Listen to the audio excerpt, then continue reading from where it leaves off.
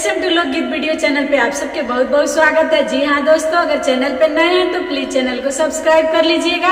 और बगल में बेल आइकन घंटी है उसको प्रेस कर लीजिएगा कि ताकि जब भी हम लोग वीडियो अपलोड करें तो सबसे पहले नोटिफिकेशन आप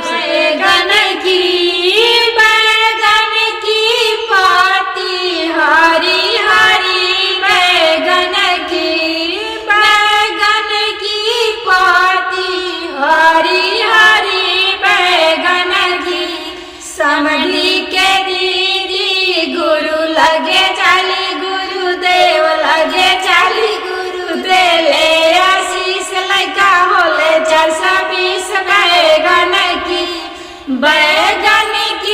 पाती हरी हरी बैगन की पाती हरी हरी बैगन की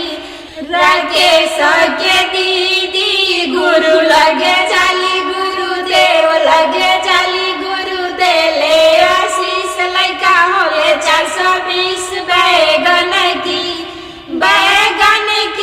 पाती हरी हरी बैगन की चिंटू के दीदी गुरु लगे चाली गुरुदेव लगे चाली गुरु देले आशीष लैका होले 420 बैगन की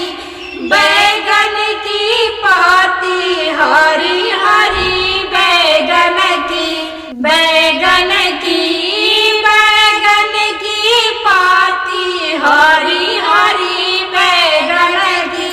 बरतिया के दीदी गुरु लगे चाली गुरुदेव लगे चाली गुरु देले आशीष लैका होले 420 बैगन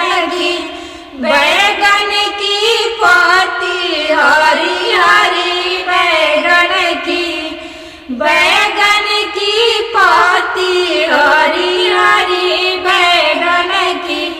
तो दोस्तों ये गाड़ी गीत हम लोग का आप लोग को कैसे लगा कमेंट बॉक्स में बताइएगा जरूर। चलिए मिलते हैं अगला वीडियो में, तब तक के लिए बाय बाय।